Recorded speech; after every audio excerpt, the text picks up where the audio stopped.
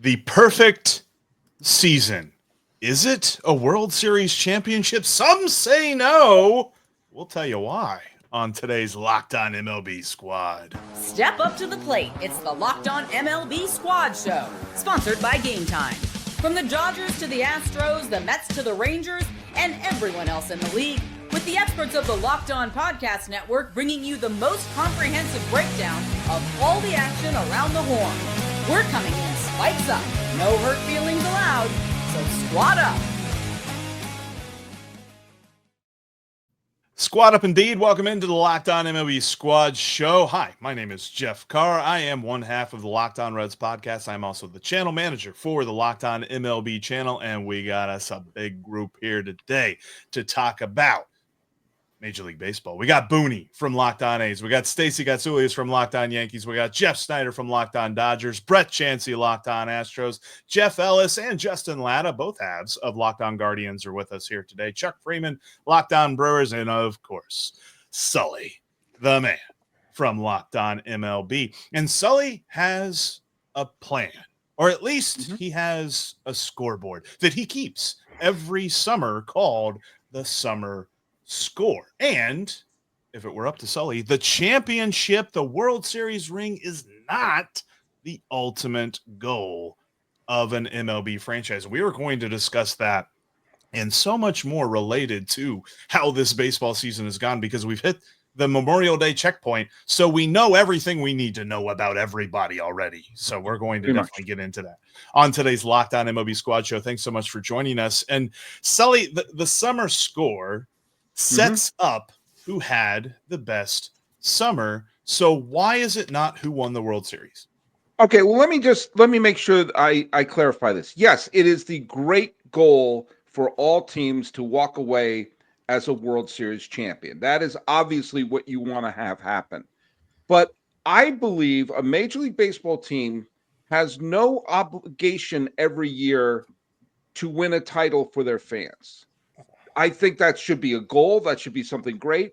But the thing that every Major League Baseball team is obligated to do is to give their fans a summer of entertainment, a summer to show up to the ballpark, a summer to remember. I grew up in New England, and in my first year of following baseball really was 1979. From 1979 to 1985, the Boston Red Sox played exactly 0 postseason games. So those years, I loved those teams. I rooted for those teams. I put my heart and soul into those teams. And I refuse to live in a world where there's one fan base had a successful year and 29 fan bases look at it as a failure. What a team owes, baseball is, to paraphrase the mayor in Jaws, and you should never take the side of the mayor in Jaws, but he had the line, "We need summer dollars." This is a summer entertainment. It is something to do during the summer. It's something to follow during the summer. And a team owes their fan base a summer of fun. And when you have a team that when you wake up in the summertime and you look at the standings and you say, hey, we're a playoff team, especially after Memorial Day, every day that a team is in a playoff spot, I give points on the Summer Score, because those fan bases wake up and go like, oh, wow, there's a reason to follow this team. We could do something. Obviously, once you get to the playoffs, you want to see your team win, but the team doesn't owe you a title. The team owes you a summer. They owe you entertainment. And that really gets on those franchises that don't put an effort to give their fans a summer and fun and a reason to go to Coors Field or go to Rate Field or go to Sutter Health Bank Ballpark, whatever the hell that thing is in Sacramento. You know, there's some fan bases that seem to have something fun every year. Although the Yankees Summer Score in 2023 wasn't very good. Right. You know, there's years where, nor was the Red Sox last year. But that's what a fan base is owed by a franchise, because the ball can bounce this way or that. Nelson Cruz may not leap at the right moment. You know, a championship could be determined on a slight. The other team might even cheat to win, just hypothetically. Okay, that's Hey, no hurt feelings allowed. It said it in the opening. Wow. I wasn't even going to go there. But you know what? The Dodgers fans had a great summer that year. Yeah. And so that's what they're owed. And if you're looking up and your team has not had a good summer score for a few years, then you should be really mad at your ownership. Yeah. Yeah. Oh, No, I thought you were telling me to stop. No, I was just saying. I was just saying.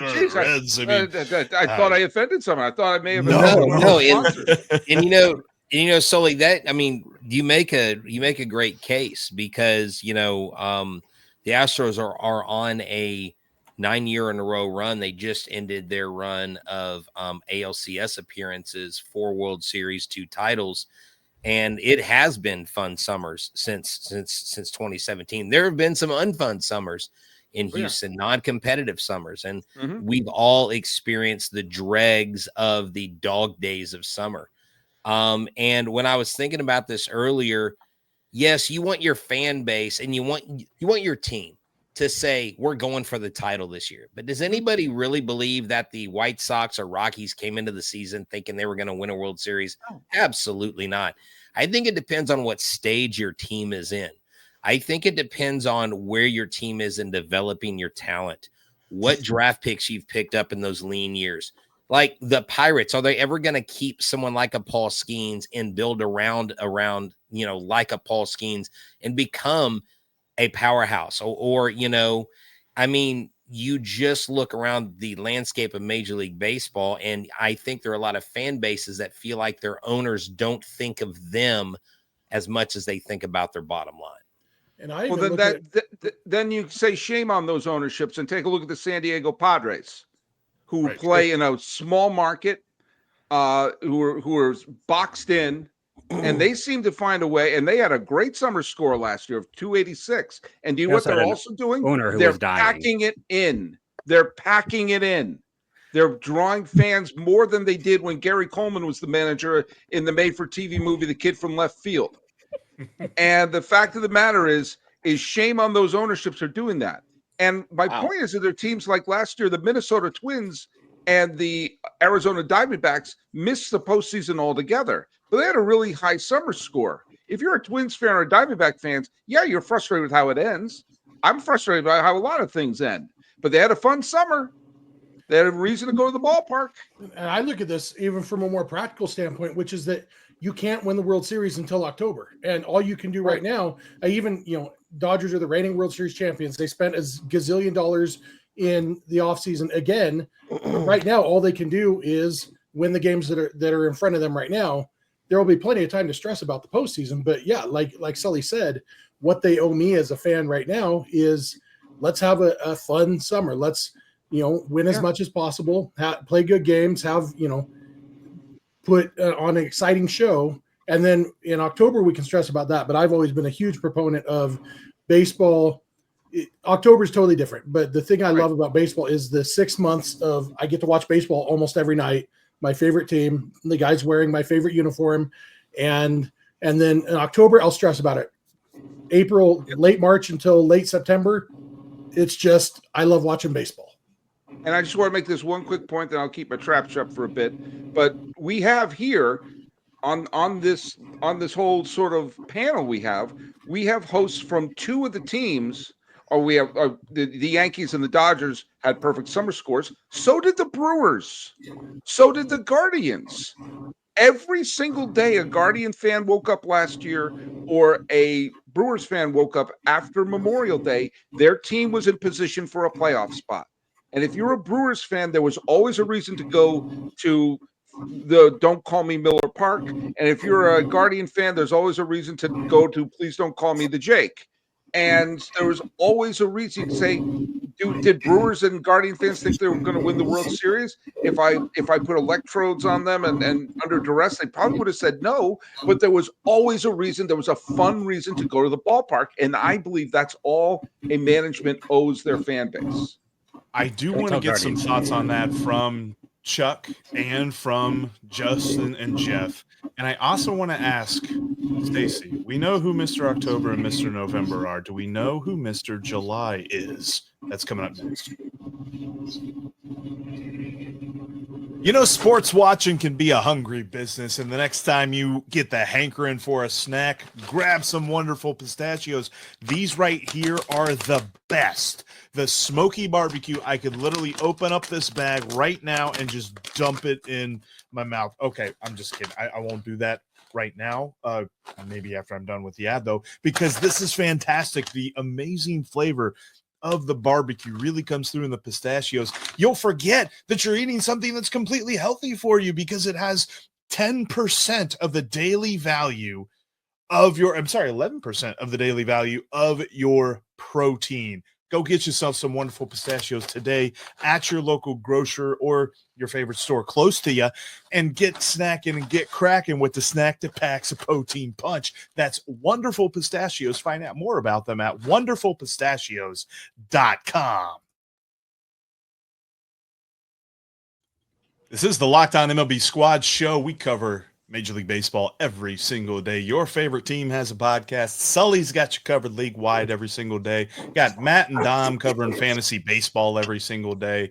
Make sure you check out your favorite team's Locked On podcast. And we were kind of making the point there, like the central divisions of both the National League and the American League house the Milwaukee Brewers and the Cleveland Guardians, two teams that have seemingly at least held their own against their divisions for the last few years, but maybe not necessarily gone as deep as they wanted to in the playoffs.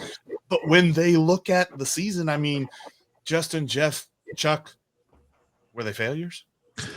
Well, I'll say this. In Milwaukee, you're not going to find too many professional sports teams that championship-wise as pathetic, honestly, as the Milwaukee Brewers. 55 years, no championships, only been to the National League and American League Championship Series 3 times in 55 years. So that's a bad track record.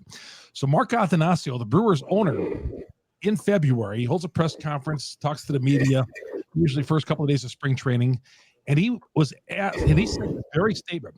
He goes, "Is it my job to win a World Series for the Milwaukee Brewers or to provide a summer full of fun and entertainment for the families?"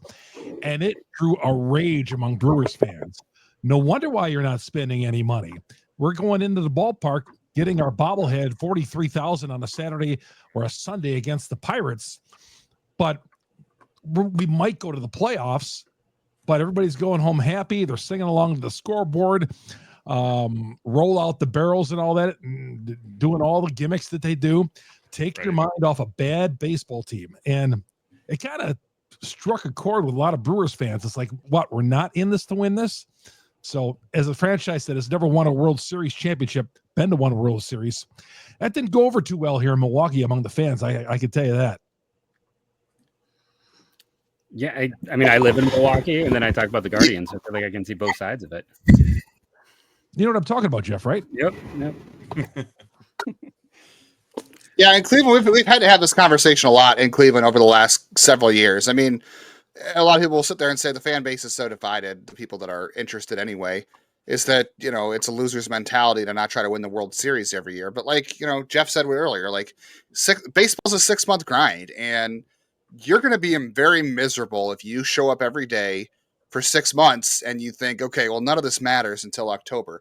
Why are you watching? Like, I don't want to sit here and call on any single baseball fan. You can choose to enjoy baseball whichever way you want, but I would look at it as a very miserable person if I said, well, what happens on May 28th, you know, they better win today because that means the difference between winning a World Series and it doesn't. And Jeff's right. No, it really doesn't matter. Like, yeah, you want to win the baseball game, you want to have fun. It is a 6-month grind, and only one team gets to win the World Series every year. So unless you were a Patriots fan during the Tom Brady years, you're going to be disappointed almost every year. I'm just glad that Justin and I agree that what the Dodgers, happened today the Yankees, between the Mets, I'll even throw the Red Sox in there. Even the Red Sox haven't been great the last several years. Sorry, you chopped up, so I interrupted you, Justin. I just want to say I'm glad that you and I agree. Matters to us, okay? We didn't get what happened today between the Guardians us. and the Dodgers doesn't matter and doesn't count. I mean, But I think for a lot of teams, you know, Jeff, when he said that before, it was like, well, our ticket is automatically punched for October. But for a lot of us, and Jeff Carr would know this, and Jeff Ellis, our tickets not automatically. Whose line is it anyway? The rules don't count. Because we got to grind. We have to grind for 6 months, just hoping and praying we're going to get in. And now we're looking up to the Chicago Cubs, and the Brewers are 6.5 out. It's like, man, do we have a shot at this at all? Probably not.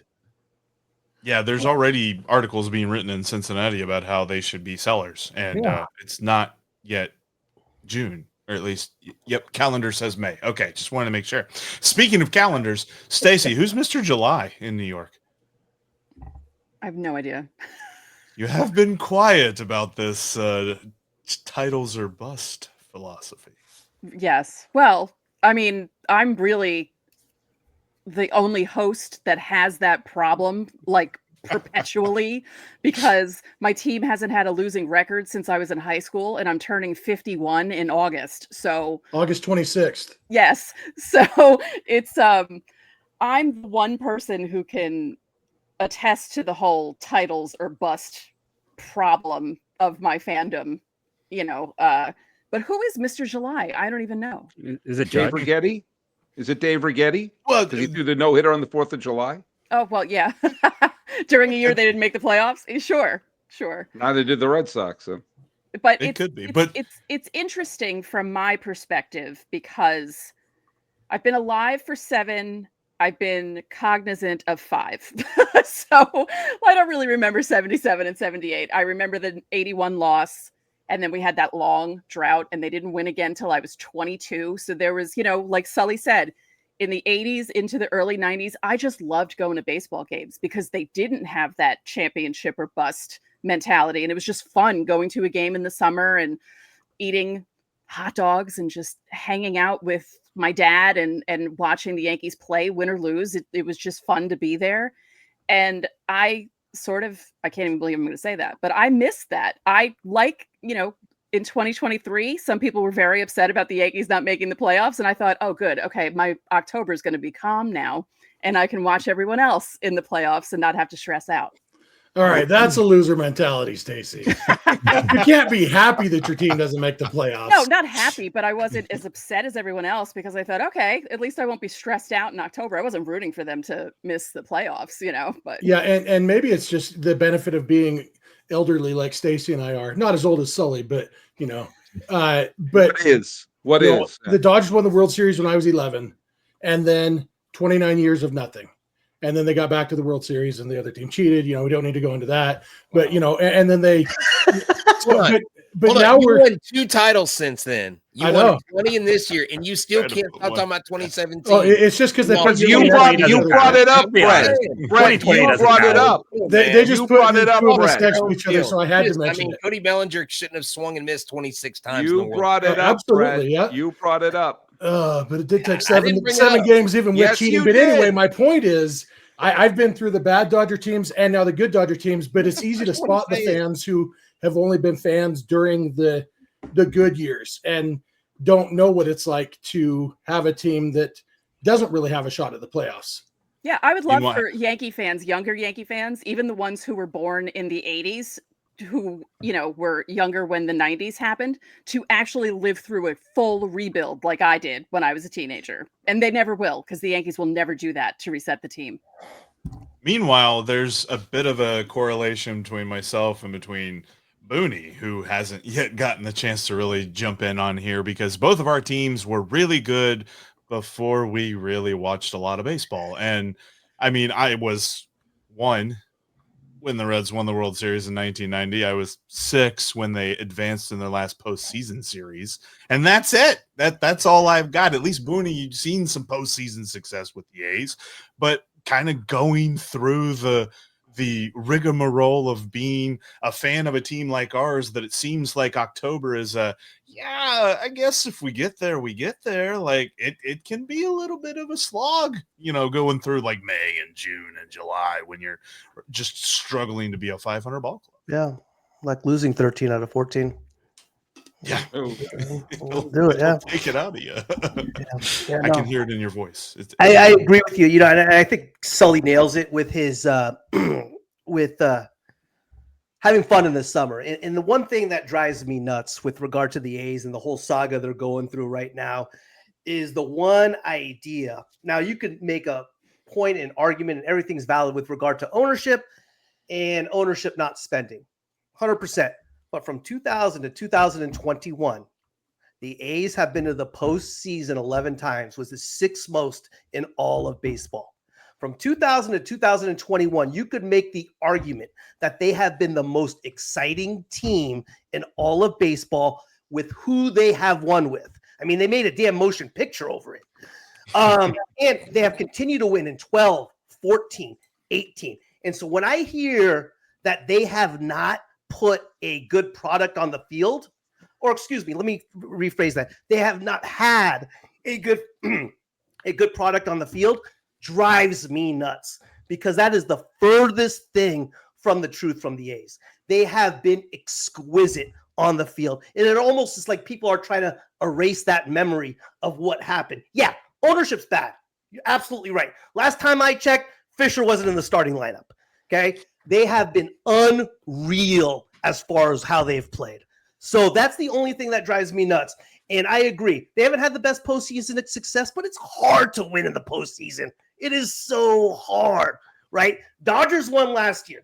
Dodgers won last year with a banged up team. Let's say if they were healthy. Do they win if they're healthy? I don't know. We don't know if they're healthy because it replaces some of the other guys, right? It's just such a chance when you get to the postseason. The bottom line is you have to have that summer of 162 and roll the dice and see what happens in the postseason. I like where you're going with that. Let's switch gears here and let's bring it back to where we see the standings, where we see everybody sitting right now, because we know who's making the playoffs here on May 28th, right?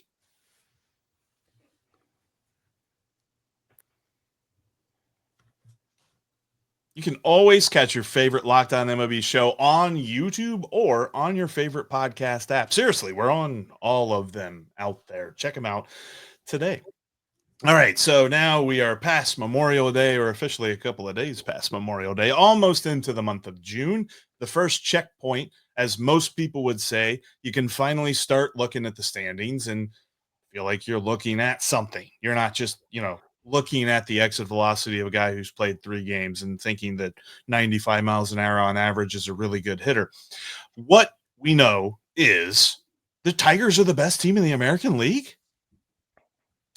They're playing like it right now. I mean, but Seattle's the best team in the West, and we know what they end up doing at the end of the season. They love winning the May and June World Series. The Astros aren't putting themselves in an 11-game hole, but I will tell you, I think is what is the most interesting division in all of baseball, and maybe we get to in a second, is where the Dodgers are, because you guys, between the Giants, the Padres, and the Dodgers, Jeff, y'all been ping-ponging and going back and forth and on these streaks, and it's actually kind of a fun race to watch over here in the, we're in the AL West. The NL West is a little bit different animal, and I don't think anybody's going to take y'all in the division, but the Giants and the Padres just seem to make it fun every year. Yeah, and the D-backs, you could throw them in there too. They're not having a super great season right now, but they are very talented. They score a bunch of runs, and they have pitchers who have potential to be good, so they could get interesting too. The Rockies definitely, aren't quite capitalizing on their opportunities right now. We'll put it that way. But yeah, I mean, it's fun to have a race like this. I think it's more fun, less relaxing, but more fun to have a close division race. I would still rather have the Dodgers be up by 13 games right now and up by 27 by the end of July. But, that's just, for my own blood pressure's sake. And there may be no saving that anyway. But it's fun, and the Padres and Giants, I do think the Giants have played over their heads so far. And I think they're going to fall off. I think the Padres are going to fall off some. And I think the Dodgers, you can make a good case that they have underperformed quite a bit so far between injuries and everything. But the fact that it is a close division, close race with 3 or 4 really good teams definitely adds to the excitement. And it'll even get more fun in June when those good teams get to start actually playing against each other, which quirk of the schedule. Dodgers haven't played the Giants or the Padres yet. And but they'll play 9 games against those 2 teams in the next 3 weeks. And so, that's when it really starts getting inside this intra-division matchups. Well, yeah, the Yankees haven't played the Red Sox yet. They're playing them next weekend, the weekend after the Dodgers, like a week from there. And I wonder if that game might be on ESPN and if it might last 4.5 hours. Of course. I do have a fun fact for everyone. The Rockies are now 9-47, which means they have 47 losses, and the Seattle Mariners of 2001 only had 46. So they already surpassed the Mariners season loss. So the Rockies aren't going to break the all-time record for wins this year. No, definitely losses. They've been eliminated. I'm hoping the Dodgers can get to 40 wins before the Rockies get to 10. And I don't think it's out of the question. Dodgers would think that. I feel bad picking on the Rockies without Paul here to defend himself, but Poor Paul. Yeah. I was going to say, this is the one night where we can say Rockies, and he won't. Yeah, we didn't show up. We won't see him. But is the Memorial Day thing still true? Because I feel like that's an old adage. Sully can maybe attest because he's the senior statesman here. But with all the additions of the wild cards now, like, is Memorial Day the first calendar litmus test? Because like we have somebody who's making the playoffs now. How realistic is Memorial Day now that we have this expanded playoff field? I think you kind of have to break the season into thirds. It's less about the playoff field and more about evaluating your team. Like if you have a third of the season has gone by, if you're 3 weeks into the season, that's really that's not enough to get even any stock of who you are. The 2004 Tampa Bay Devil Rays had a great couple of weeks streak, and so like bad teams can have great streaks, and Stacy remembers how awful the Yankees were the final month of 2000, the year they went on to win the World Series. You can have a bad couple of weeks. The Dodgers lost 16 out of 17 in late 2017. Yeah. I mean, the Rangers struggled in their year. Yeah. The Rangers. I remember I did a show down the stretch called About the Rangers in 2023, where the title of the show was Texas Fold'em. And I said, well, that's it for them. And they went on to win the World Series that year. Yeah. But if you have a third of, I just, from my mentality, the 1/3 mark, you can get a sense of who you are, because then you have about the same amount of time to figure it out, because at the end of the next 2 months is the trade deadline. And you got to figure out, okay, are we going to trade? Are we buyers? Are we selling? What the hell are we doing? Because the final 2 months after the trade deadline, that's your team. This is a picture lock. We're going for the final couple of months. And so that's why I think it's this middle part for a team like Cincinnati, like the Brewers, like, teams that are, like Cleveland, who's looking up at Detroit right now.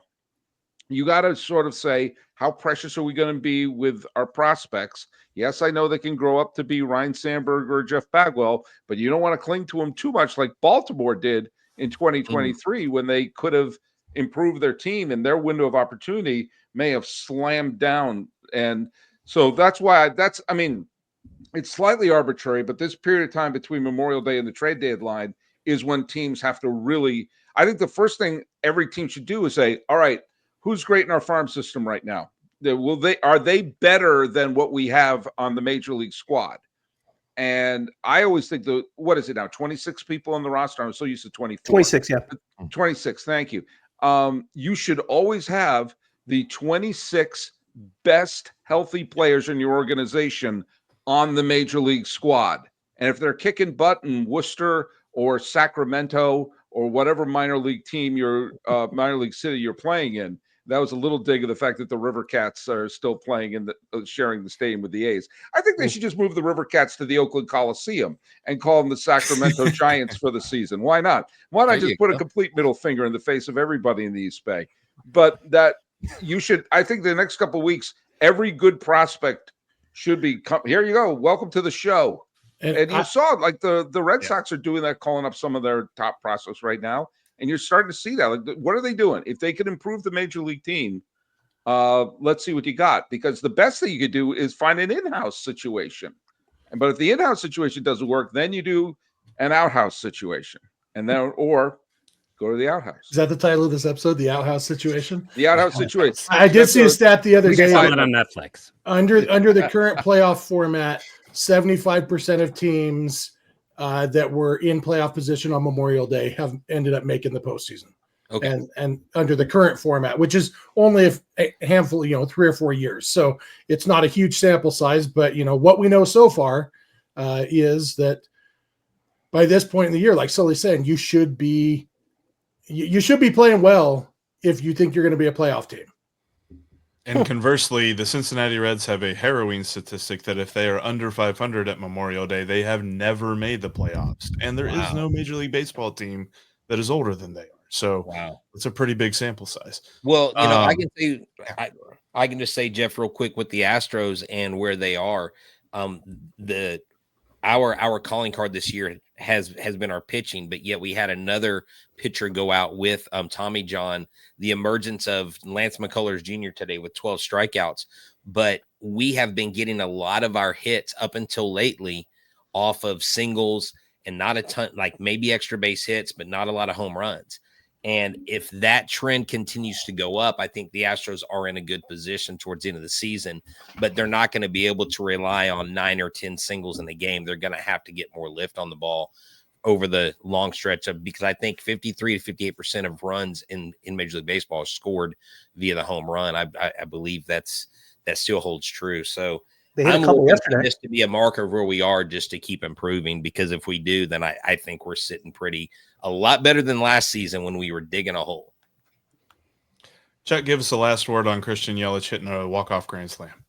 He did, and then he came back today and struggled a little bit, and but he's hitting 212. But it was probably the electrifying part of the season so far. Brewers a game over the 500 mark, and we're just thrilled in Milwaukee that we're a game over the 500 mark, and there's been so many pitchers on the injured list, and guys have not hit their weight. A lot of these guys, there's been several 0 for 24 slumps. I don't know. I'm thinking maybe the wild card might be a better reach for the Brewers than maybe catching the Chicago Cubs. I don't see the Cubs dipping below 10 games over the 500 mark at all, and they just got fat this past week on the Rockies some more. Game over 500 seems like the moon for the A's right now. Yeah. Been there. It's going to be it's going to be tough in the National League, and I wonder about this, and I'll leave it at this with a question, because right now, when you look at the top 10 records in Major League Baseball, 7 of the top 10 are National League teams. So that's going to make it a little bit harder for teams like the Reds and the Brewers to ascertain whether or not they can actually be a buyer at the trade deadline. And that is where we will end today's Locked On MLB Squad Show. Thank you, everybody, for participating, jumping in on the show. And thank you for watching and listening to today's Locked On MLB Squad Show. We'll be back next week in your feed, giving you all the hot takes. And like we said, coming in late, up and not worried about hurt feelings here on the Locked On MLB Squad Show, Locked On Podcast Network.